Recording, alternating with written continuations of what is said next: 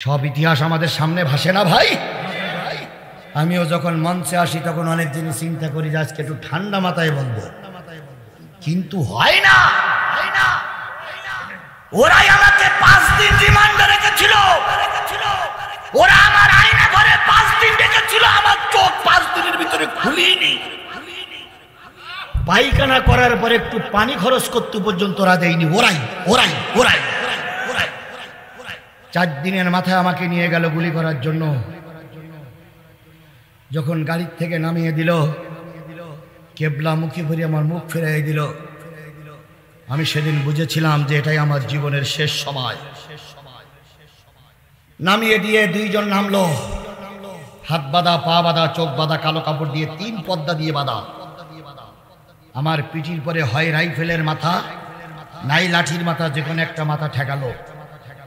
2 জন বলতেছে, sir call কি টানবো?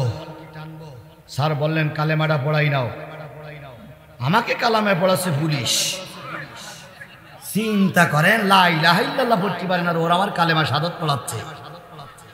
আমি বললাম আপনার কালেমা পড়াতে হবে না, আপনার চেয়ে ভালো কালেমা আমি পড়তেছি। পুলিশ আমাকে বললেন মৃত্যুর পরে আপনার কবরটা কোথায় হবে বলে দেন। তখন বলুন, কোরআন আমার সামনে, আমার কি জীবনে আর বেঁচে থাকার কোনো সুযোগ আছে? আমি কালেমা পড়লাম, অপেক্ষা করলাম, ও আমার জাতি, ও আমার পাবনাবাসী। এরপরে ওরা রাইফেলের ঘোড়াকল টিপলো, কিন্তু আল্লাহর কি কসম, আল্লাহর কি রহমত, গুলি বাহির হলো না। আমি আমার জীবনের ছোট্ট একটা কথা বলতেছি, গুলি বাহির হলো না। ওপরে যে স্যার বসে আছে, নিচের এই 2 জন বলতেছে, স্যার গুলি তো বাহির হয় না। ওটা পাল্টে নাও। ওটা ভিতরে দিল, আরেকটা নিয়ে আসলো, সেটার সব কার্যক্রম শেষ করে দ্বিতীয়বার কল টানলো, দ্বিতীয়বারও গুলি বাহির হলো না। এবার পুলিশ বলতেছে, স্যার এবারও তো গুলি বাহির হয় না। ওসি তখন বলতেছে, গাড়ির ভিতরে রাখ, গাড়ির ভিতরে উঠাই দে, আল্লাহ হয়তো হায়াত এখানে শেষ করিনি বলে ওরে মারা যাবে না। আমার 2টা হাত ধরলো, হাত বাঁধা, পা বাঁধা, 2টা পা ধরলো, মাঝখানে আর একজন ধরে ছোট বাচ্চাদের দোলনার মতন গাড়ির ভিতরে চেলে ফেলাই দিল। আমি যখন গাড়ির ভিতরে চেলে পড়ে গেলাম, মাথায় আঘাত লাগলো, কোমরে আঘাত লাগলো। ওরা যে কয়জন কনস্টেবল পুলিশ ছিল সব আমার বুকের পরে পা দিয়ে বসে থাকলো। সেদিন আমি মনে করেছিলাম এরা এখানে না হলে হয়তো নদীতে হাত বেঁধে পা বেঁধে ফেলাই দেবে, হয়তো সেদিন আর আমার বাঁচা হবে না। তাহলে বন্ধুগণ, আমি কোন রাজনৈতিক দলের বড় লিডার নই। সাতক্ষীরা জেলার কাছে শুনে দেখেন, আমি কোন রাজনৈতিক বড় লিডার নই। আমি শুধুমাত্র কোরআনে একজন খাদেম হিসাবে, খাদেম হওয়ার কারণে ওরা যদি আমার পরে এই নির্যাতন করতে পারে, তাহলে বড় বড় নেতাদের বেলায় কি হয়েছে? কথা বলেন ঠিক না বেঠিক? এখন জাতির কাছে জানতে চাই, যে পুলিশ আমাদের ধরতে আসতো সেই পুলিশের কাছে জানতে চাই কি অপরাধ করেছিলাম আমরা, যার জন্য আমাদের এত অন্যায় অত্যাচার করা হয়েছে। কোনো অপরাধ আমরা করিনি, শুধুমাত্র কালেমার দাওয়াত দেওয়ার কারণে ওরা আমাদের এই অত্যাচার করেছে। কথা বলেন ঠিক না বেঠিক? কোনো অপরাধ করিনি তবু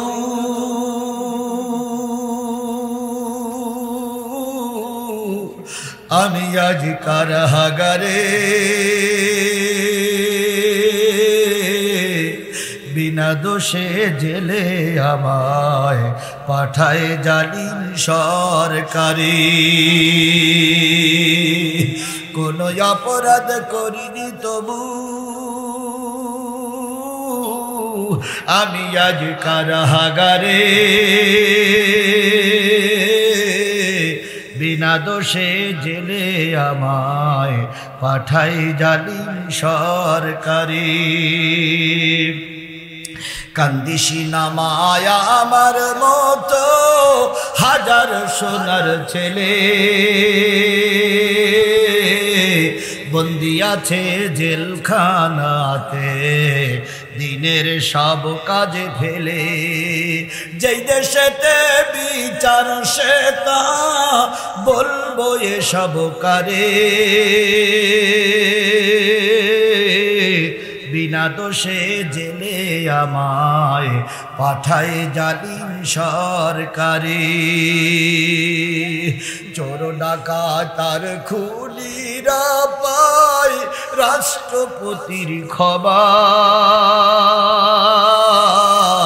সৎ মানুষের জন্য শুধু দুঃখ কষ্ট জমা।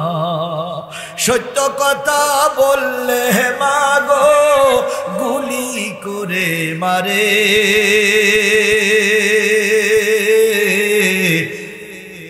সত্য কথা বললে মাগো গুলি করে মারে।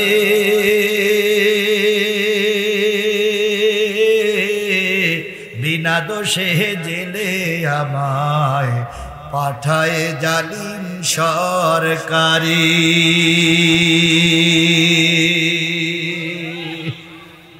সমাধান চাও যদি জীবনে মরণে ফিরে যাও খুঁজে নাও চোখ রাখো কুরানে। সমাধান চাও যদি জীবনে মরণে ফিরে যাও খুঁজে নাও চোখ রাখো কুরানে। এ বাণী সকলের নয় শুধু মুমিনের। কথা বলেন কথা বলেন কথা বলেন। এ বাণী সকলের নয় শুধু মুমিনের। যারাই চলবে মেনে ফল পাবে কুরআনের। ঘরে বলো কিংবা রাষ্ট্রে বলো, ঘরে বলো কিংবা রাষ্ট্রে বলো, অশান্তি দূর করে শান্তি আনে। সমাধান ও সমাধান চাও যদি জীবনে মরণে ফিরে যাও খুঁজে নাও চোখ রাখো কুরআনে। সেই কোরআনের মাহফিল আল্লাহ 50টা মিনিট কবুল করুক। সকলে মিলে বলুন আমিন।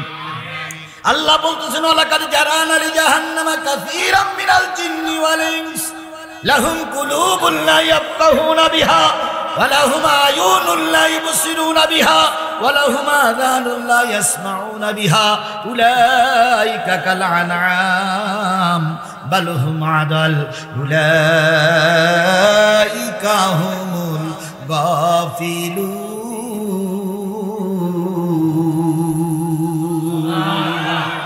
কিয়ামতের দিন মুসিবতের কালে যেদিন জাহান্নাম আর জান্নাত দেখা যাবে, ওই দিন একদল মানুষকে আল্লাহ পাক জাহান্নামে নিক্ষেপ করবে আর একদল জিনকে জাহান্নামে দেবে।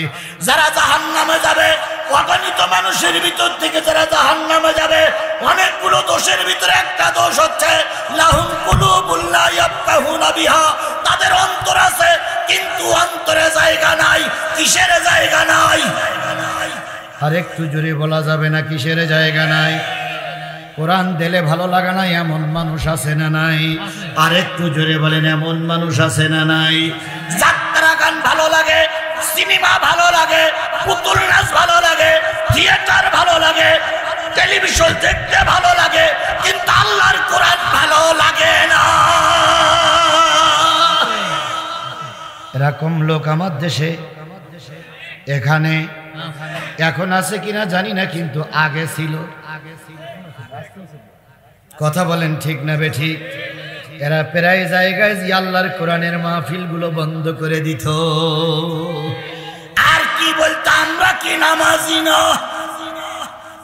আমরা কি মুসলমান না? আমাদের নেত্রী 40-45 রাকাত তাহাজ্জুদ নামাজ পড়ে। আমাদের নেত্রী সকালবেলা ফজরের নামাজ পড়ে কোরআন তেলাওয়াত করে। আমাদের নেত্রী ঘুমির থেকে উঠেই যায় নামাজ খোঁজে। আমরা বিশ্বাস করতাম হলিও হতে পারে, কিন্তু যেদিন ছাত্ররা গণভবন দখল করল রে ভাই, সেদিন বুঝলাম ভুয়া ছাড়া উপায় না। ম্যাডামের বাড়ি রাজাহাঁস পাওয়া গেল, ম্যাডামের বাড়ি গরু পাওয়া গেল, ম্যাডামের বাড়ি মুরগি পাওয়া গেল, ম্যাডামের বাড়ি কসুরমুখী পাওয়া গেল, কিন্তু ম্যাডামের বাড়ি যায় নামাজ আর কোরআন শরীফ পাওয়া গেল না। কথা বলেন কথা বলেন কথা বলেন। এবার সাংবাদিকরা জিজ্ঞেস করলো, ভাই আওয়ামী লীগের নেতা সে যায় নামাজ আর কোরআন শরীফ গেল কই? তখন ওনারা বলতেছে, আমাদের ম্যাডাম এত ধর্মভীরু, যাওয়ার সময় যায় নামাজ আর কোরআন শরীফ বগল দাওয়াই করে নিয়ে চলে গেছে। টাকার বাক্স নিতে পারিনি, বিরিয়ানি খাওয়ার সময় পাওয়া যায়নি। যারা বলল কি বলে যায় নামাজ আর কোরআন শরীফ নিয়ে চলে গেছে, নিঃসন্দেহের মৃত্যু, নিঃসন্দেহে মৃত্যু, নিঃসন্দেহের মৃত্যু। আবার এখন বলতেছে সীমানার পাশে আছে, চট করে ঢুকি বল, তাই বলতেছে না? তোমাদের কোনো টেনশন নেই, চট করে ঢুকি বল। আমরাও বলতেছি আসো আসো, খেলা হবে। 15.5টা বছর আমাদের খেলতে দেওনি, এখন আমরা সবাই খেলার জন্য ময়দানে নেমেছি। আসো, খেলা হবে, খেলা হবে। এরাই বলতেন খেলা হবে, খেলা হবে। এখন আমরা রাস্তায় আছি, আসো খেলি। বুবু আইসো চট করিয়া, আয়না ঘর তোমার জন্যে রাখছি গো সাজায়া। বুবু আইসো চট করিয়া, আয়না ঘর তোমার জন্যে রাখছি গো সাজায়া। আমরা রিসিপিশনে বৈশা আছি, রিসিপিশনে বৈশা আছি, জুতার মালা লয়া। আয়না ঘর তোমার জন্যে রাখছি গো সাজায়া। বুবু আইসো চট করিয়া, আয়না ঘর তোমার জন্যে রাখছি গো সাজায়া। নির্বিচারে মারসো মানুষ ক্ষমতার লাগিয়া। কথা বলেন, কথা বলেন, কথা বলেন। মারিনি, নির্বিচারে মানুষ মারিনি। বিডিআর হত্যার মূল নায়ক হলো এই শেখ হাসিনা। হেফাজতের আলেমদেরকে লাইট নিভাইয়ে বন্ধ করে মেরে দিয়েছে এই নবযুগের ব্যক্তির বাচ্চা, এই ফেরাউনের বাচ্চা। আল্লামা সাঈদী রায়ের পরে 300 মানুষকে রাজপথে গুলি করে মেরেছিল এই ব্যক্তির বাচ্চা, এই ফেরাউনের বাচ্চা। ছাত্র আন্দোলন দমন করার জন্য 1600 নারী পুরুষ ছোট বড় ছাত্র হাফেজ আলেম ওলামা ইমাম নারী পুরুষদেরকে গুলি করার মূলে এই ব্যক্তির বাচ্চা, এই ব্যক্তির বাচ্চা, এই ব্যক্তির বাচ্চা। আর এখন বলতেছে আমি সীমানার পাশে আছি, চট করে ঢুকে পড়বো। একটু এসে দেখো 3.5 হাত বাঁশের লাঠিতে তেল মাখাই অপেক্ষা করতেছি, শুধু একটু ঢুকলেই হয়, ঢুকলেই হয়, ঢুকলেই হয়। কথা বলেন ঠিক না বেটি? আমার নেতারা একবার ক্ষমা করে দিয়েছে, এরপর দ্বিতীয়বার আর কোনো ক্ষমা শব্দ বাহির হবে না। কথা বলেন ঠিক না বেটি? প্রথমবার জাতিকে সংশোধনের সুযোগ দেওয়া হয়েছে, দ্বিতীয়বার যদি মাথা উঁচু করো কাউকে আর ক্ষমা দেখানো হবে না, সকলের কাল্লা আলাদা করে ফেলা হবে। যেখানে আসো কিনে থাকো, মাথা উঁচু করতে যাইও না দুলা ভাই। দ্বিতীয়বার মাথা উঁচু করলে তোমাদের ইতিহাস আমাদের সকলের জানা আছে। কথা বলেন। টেস্টের মাহফিলগুলো কোনো ফেরেশতা এসে বন্ধ করে দেয়নি। কথা বলেন ঠিক না বেঠিক? টেস্টের মাহফিলটা দিনের দিন বন্ধ করে দিয়ে চলবে এই জালেমের বাচ্চারা, এই জালেমের বাচ্চারা, এই জালেমের বাচ্চারা। সব ইতিহাস আমাদের সামনে ভাসে না ভাই? আমিও যখন মঞ্চে আসি তখন অনেক জিনিস চিন্তা করি যে আজকে একটু ঠান্ডা মাথায় বলবো, কিন্তু হয় না। ওরাই আমাকে 5 দিন রিমান্ডে রেখেছিল, ওরা আমার আয়না ঘরে 5 দিন রেখেছিল, আমার চোখ 5 দিনের ভিতরে খুলিনি। পায়খানা করার পরে একটু পানি খরচ করতে পর্যন্ত ওরা দেয়নি। ওরাই ওরাই ওরাই 4 দিনের মাথায় আমাকে নিয়ে গেল গুলি করার জন্য। যখন গাড়ির থেকে নামিয়ে দিল, কেবলা মুখী ভরে আমার মুখ ফিরিয়ে দিল, আমি সেদিন বুঝেছিলাম যে এটাই আমার জীবনের শেষ সময়। নামিয়ে দিয়ে 2 জন নামলো, হাত বাঁধা, পা বাঁধা, চোখ বাঁধা, কালো কাপড় দিয়ে 3 পর্দা দিয়ে বাঁধা। আমার পিঠির পরে হয় রাইফেলের মাথা নাই লাঠির মাথা, যে কোনো একটা মাথা ঠেকালো। 2 জন বলতেছে স্যার কল কি টানবো? স্যার বললেন কালেমাটা পড়াই নাও। আমাকে কালামে পড়াচ্ছে পুলিশ। চিন্তা করেন, লা ইলাহা ইল্লাল্লাহ পড়তে পারেন আর ওরা আমার কালেমা শাহাদাত পড়াচ্ছে। আমি বললাম আপনার কালেমা পড়াতে হবে না, আপনার চেয়ে ভালো কালেমা আমি পড়তেছি। পুলিশ আমাকে বললেন মৃত্যুর পরে আপনার কবরটা কোথায় হবে বলে দেন। তখন বলুন কোরআন আমার সামনে, আমার কি জীবনে আর বেঁচে থাকার কোনো সুযোগ আছে? আমি কালেমা পড়লাম, অপেক্ষা করলাম। ও আমার জাতি, ও আমার পাবনাবাসী। এরপরে ওরা রাইফেলের ঘোড়াকল টিপলো, কিন্তু আল্লাহর কি কসম, আল্লাহর কি রহমত, গুলি বাহির হলো না। আমি আমার জীবনের ছোট্ট একটা কথা বলতেছি, গুলি বাহির হলো না। ওপরে যে স্যার বসে আছে, নিচের এই দুইজন বলতেছে স্যার গুলি তো বাহির হয় না। ওটা পাল্টে নাও। ওটা ভিতরে দিল, আরেকটা নিয়ে আসলো। সেটার সব কার্যক্রম শেষ করে দ্বিতীয়বার কল টানল, দ্বিতীয়বারও গুলি বাহির হলো না। এবার পুলিশ বলতেছে স্যার এবারও তো গুলি বাহির হয় না। ওসি তখন বলতেছে গাড়ির ভিতরে রাখ, গাড়ির ভিতরে উঠাই দে। আল্লাহ হয়তো হায়াত এখানে শেষ করিনি বলে ওরে মারা যাবে না। আমার দুইটা হাত ধরলো, হাত বাঁধা, পা বাঁধা, দুইটা পা ধরলো। মাঝখানে আর একজন ধরে ছোট বাচ্চাদের দোলনার মতন গাড়ির ভিতরে চেলে ফেলাই দিল। আমি যখন গাড়ির ভিতরে চেলে পড়ে গেলাম, মাথায় আঘাত লাগলো, কোমরে আঘাত লাগলো। ওরা যে কয়জন কনস্টেবল পুলিশ ছিল সব আমার বুকের পরে পা দিয়ে বসে থাকলো। সেদিন আমি মনে করেছিলাম এরা এখানে না হলে হয়তো নদীতে হাত বেঁধে পা বেঁধে ফেলাই দেবে, হয়তো সেদিন আর আমার বাঁচা হবে না। তাহলে বন্ধুগণ, আমি কোন রাজনৈতিক দলের বড় লিডার নই। সাতক্ষীরা জেলার কাছে শুনে দেখেন, আমি কোন রাজনৈতিক বড় লিডার নই। আমি শুধুমাত্র কোরআনে একজন খাদেম হিসাবে, খাদেম হওয়ার কারণে ওরা যদি আমার পরে এই নির্যাতন করতে পারে, তাহলে বড় বড় নেতাদের বেলায় কি হয়েছে? কথা বলেন ঠিক না বেঠিক? এখন জাতির কাছে জানতে চাই, যে পুলিশ আমাদের ধরতে আসতো সেই পুলিশের কাছে জানতে চাই কি অপরাধ করেছিলাম আমরা, যার জন্য আমাদের এত অন্যায় অত্যাচার করা হয়েছে। কোনো অপরাধ আমরা করিনি, শুধুমাত্র কালেমার দাওয়াত দেওয়ার কারণে ওরা আমাদের এই অত্যাচার করেছে। কথা বলেন ঠিক না বেঠিক? কোনো অপরাধ করিনি তবু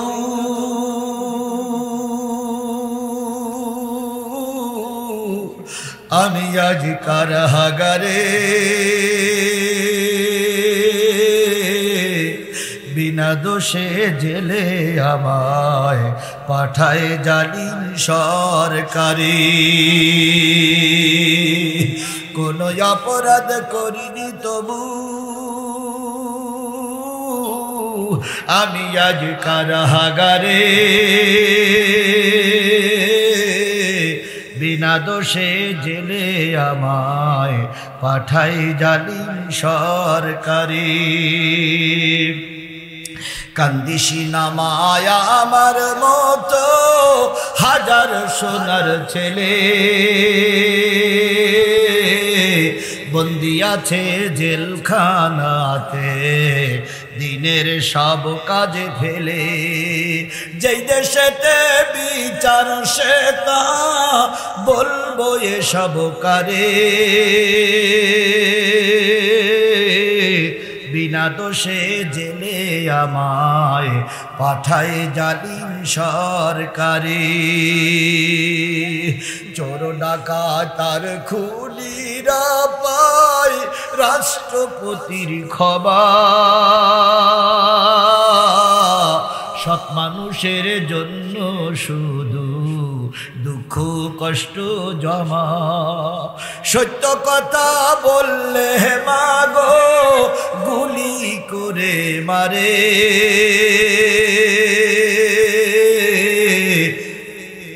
সত্য কথা বললে মাগো গুলি করে মারে।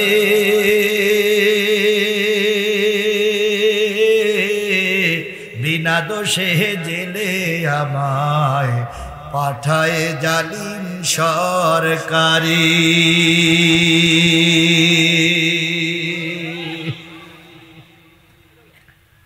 বিনা দোষের কারণে বহুত মানুষ মারা গেছে। কথা বলেন ঠিক না বেঠিক?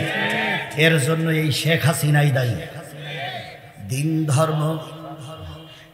ধর্ম আর মানবতা সব কিছু ছাড়িয়া বুবু, সব কিছু ছাড়িয়া তোমার পাপের শাস্তি পাইতে হবে, পাপের শাস্তি পাইতে হবে, যাইও না ভুলিয়া। আয়না ঘর তোমার জন্যে রাখছি গো সাজায়া বুবু, আইসো চট করিয়া। কথা বলেন, কথা বলেন, কথা বলেন। বুবু আইসো চট করিয়া, আয়না ঘর তোমার জন্যে রাখছি গো সাজায়া।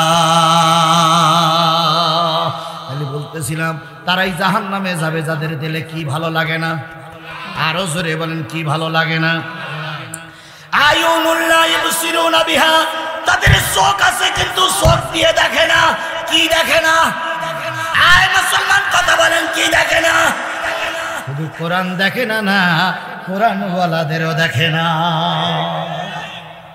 হুজুর দেখলে গিড়িবিড়ি করতে লাগে। চা খাচ্ছাও খাও, দুইজন দাড়ি পাকা হুজুর রাস্তা দিয়ে মোটরসাইকেলে যাচ্ছে, অমনি একজন আর একজনের ঠেস লাগাই বলে, ওই দেখ সে রাজাকার যাচ্ছে, ওই সে রাজাকার যাচ্ছে। বলুন, রাজাকার বলে গালিগালাজ দেওয়া লোক আমার সমাজে আছে না নাই?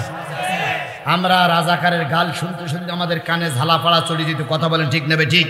রাজাকারকে একটা অপবিত্র বাক্য হিসেবে ওরা গালিগালাজ করতো। কথা বলেন ঠিক নেবে ঠিক? রাজাকার অপবিত্র বাক্য নয়।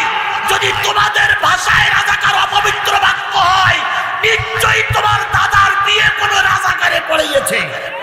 যদি রাজাকার অবৈধ হয়, নিশ্চয়ই তোমার বাপমার বিয়ে রাজাকারে পড়িয়েছে।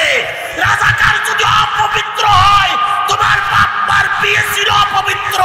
তুমি অবৈধ মায়ের চারো সন্তান।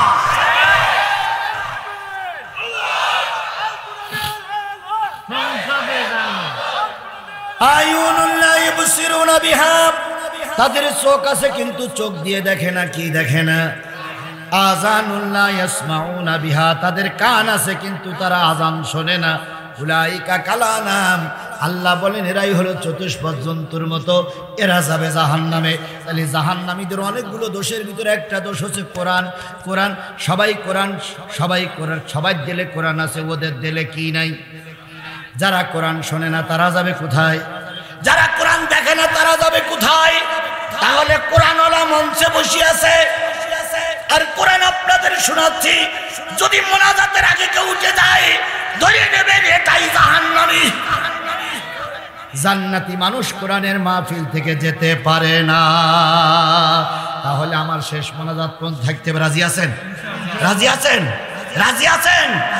আধারে ভয় পেও না, আধারে ভয় পেও না, আলো আছে আড়ালে, জালিমেরা পালিয়ে যাবে তুমি উঠে দাঁড়ালে। আধারে ভয় পেও না, আধারে ভয় পেও না, আলো আছে আড়ালে, জালিমেরা পালিয়ে যাবে তুমি রাস্তায় দাঁড়ালে। আল্লাহ তাআলা আমাদের শেষ মোনাজাত পর্যন্ত কবুল করুক। সকলে মিলে বলুন আমিন। আরেকটু জোরে বলেন আমিন। তাহলে আল্লাহর কোরআন এখানে আলোচনা হচ্ছে, হবে। সবাই কি রাজি? সবাই রাজি? আমি আপনাদের সামনে সূরা নিসার 58 নম্বর একটা আয়াত তেলাওয়াত করেছি। তিরমিজি শরীফের ছোট্ট একটা হাদিস প্রথমে পড়েছি, ওই আয়াতটার দিকে যাচ্ছি। এই আয়াতটা যখন নাজিল হলো, আল্লাহর নবী তখন মক্কারও প্রেসিডেন্ট, মদিনারও প্রেসিডেন্ট। আমরা সারা জীবন শুনেছি রসুল কোথার প্রেসিডেন্ট ছিলেন? মদিনার। কিন্তু আজকে শুনে নেন, এই একটা আয়াত সূরা নিসার 58 নম্বর আয়াত যখন নাজিল হলো, আল্লাহ রসুল তখন মক্কারও প্রেসিডেন্ট, মদিনারও প্রেসিডেন্ট। বলুন তো, নবী মদিনার প্রেসিডেন্ট, মক্কার প্রেসিডেন্ট, কাজটা কি ঠিক? কথা বলেন, কাজটা কি ঠিক? আরেকটু জোরে বলতে হবে, কাজটা কি ঠিক? নবী প্রেসিডেন্টের কাজটা কি ঠিক? এই মদিনার লোক কথা, এই পাবনার লোক বুঝেন না আমার কথা? রসুল মদিনার প্রেসিডেন্ট, কাজটা কি ঠিক? আবার বলেন, কাজটা কি ঠিক? তাহলে রসুল যদি মদিনার প্রেসিডেন্ট হয়, কাজটা যদি ঠিক হয়, রসুলের উত্তরসূরিরা বাংলার মাস্তাদে ক্ষমতা পরিচালনা করবে, এটার ব্যাপারে নাক সিটকা সিটকি হচ্ছে কেন? আলেমরা কি নবীদের ওয়ারিশ নয়? আরো জোরে বলেন আলেমরা কি নবীদের ওয়ারিস নয়? তাহলে আলেমরা যদি ক্ষমতায় যায়, তোমার এত মাথা ব্যথা কেন? তোমার এত পেট ব্যথা কেন? তোমার এত নাক ছিটকাছিটকি কেন? তাহলে বুঝতে হবে তুমি ডাইরেক্ট মুনাফিক। এই মুনাফিক আমার সমাজে আছে না নাই? এখানেই আছে, এই জায়গায় বসে আছে। আমি সব মুনাফিকরে চিনি, কারণ তোমরাই আমার পাবনায় গুলি করেছিলে, তোমরাই আমার মঞ্চে তা খুন্তা কুরুনি আক্রমণ করেছিলে। তোমাদের মতন কপিয়ালার চিন্তি আমার বাকি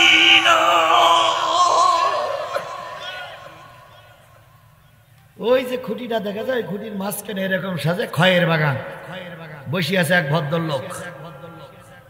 ওখান থেকে ডাইরেক্ট পিস্তল বের করে গুলি করলো আমাকে। আমি মানছে, ডাইন পাশ দিয়ে গুলি বেরিয়ে গেল, আবার বাম পাশে গুলি করলো, বাম পাশ দিয়ে বেরিয়ে গেল, ডাইরেক্ট শুট করলো, মাথাটা নিচু করলাম। তিনটে গুলির যে কোনো একটা গুলি যদি আমার লাগতো, এতদিন আমার হাড় মাংস আলাদা হয়ে যেত। কথা বলেন ঠিক না বেটি? সুতরাং আমি তোমাদের চিনি, এর ভিতরে 1 নম্বর 2 নম্বর 3 নম্বর মুনাফিকেরা বসে আছে। সুতরাং এই আয়াত যখন নাযিল হলো, রাসূল যখন মক্কার প্রেসিডেন্ট, এবার বলুন তো রাসূলের কালেমার দাওয়াত দেওয়ার বয়স মক্কায় ছিলেন কয় বছর? কথা বলেন, কথা বলেন। 13 বছর। 13 বছর রাসূল যখন মক্কায় কালেমার দাওয়াত দেওয়ার কাজ করছিলেন, তখন রাসূলের একদিন ধারণা আসলো, প্রতি সোমবার আর প্রতি শুক্রবার কাবায় বড় বড় নেতারা ঢোকে, কাবার দরজা খুলে দেওয়া হয়, ওর ভিতরে যে অনেকগুলো মূর্তি আছে, ওই মূর্তির সামনে দাঁড়িয়ে নেতারা সবাই নিজেদের প্রার্থনাগুলো নেতার কাছে পেশ করে। ওই ঘরের ভিতরে হযরত ইব্রাহিম খলিলুল্লাহর মূর্তি ছিল, ওই ঘরের ভিতরে মা মেরির মূর্তি ছিল, ওই ঘরের ভিতরে হযরত ইউসুফ আলাইহিস সালামের মূর্তি ছিল, ওই ঘরের ভিতরে ইসমাঈল আলাইহিস সালামের মূর্তি ছিল, ওই ঘরের ভিতরে লাত ছিল, ওই ঘরের ভিতরে উজ্জা ছিল, বিভিন্ন মূর্তি দিয়ে ভরা। নেতারা প্রতি সোমবার আর প্রতি শুক্রবার ওই ঘরের ভিতরে যেয়ে সকাল থেকে সন্ধ্যা পর্যন্ত নিজের প্রার্থনাগুলো নেতা ওই দেবতার কাছে পেশ করত। একদিন সোমবারে আমার নবী, রহমতের নবী, দয়ার নবী রাহমাতুল লিল আলামিন চিন্তা করলেন, আমি একটু কাবা ঘরের ভিতরে যাব।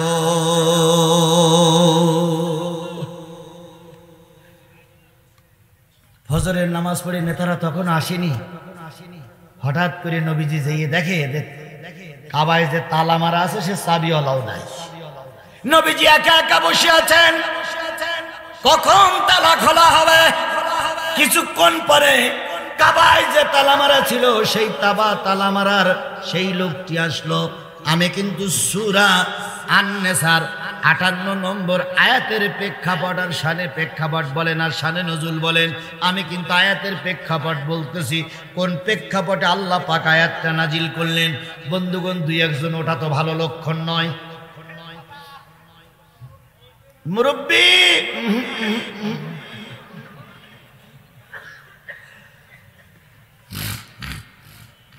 2-1 চলে গেলে মাহফিলের ক্ষতি হবে, তারপরে যাওয়াটা তো খারাপ লক্ষণ।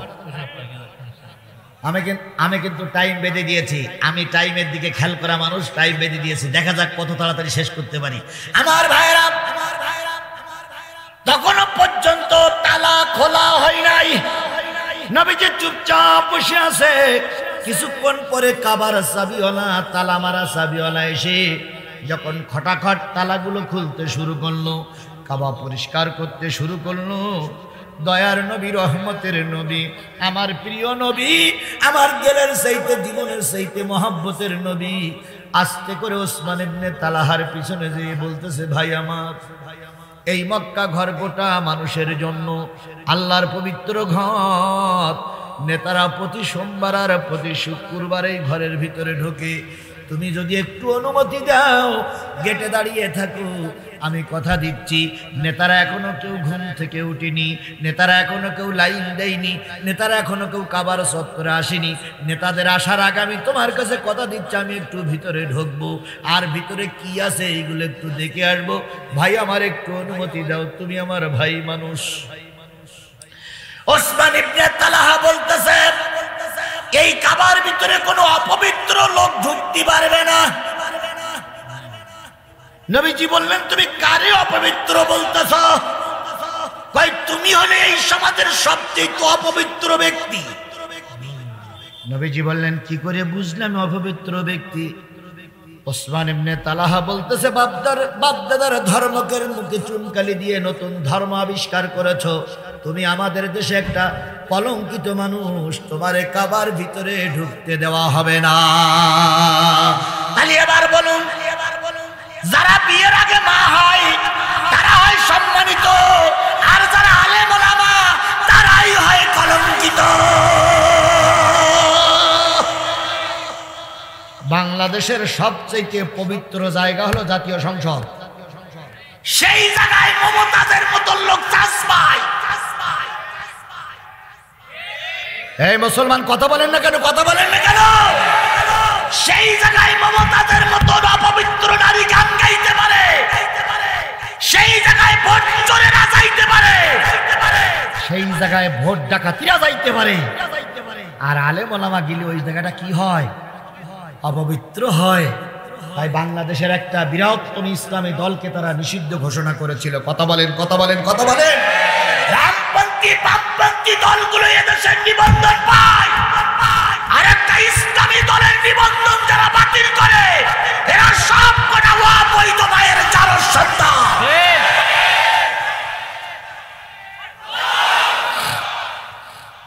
ভয় পাচ্ছেন আপনারা? ভয় পাচ্ছেন আপনারা?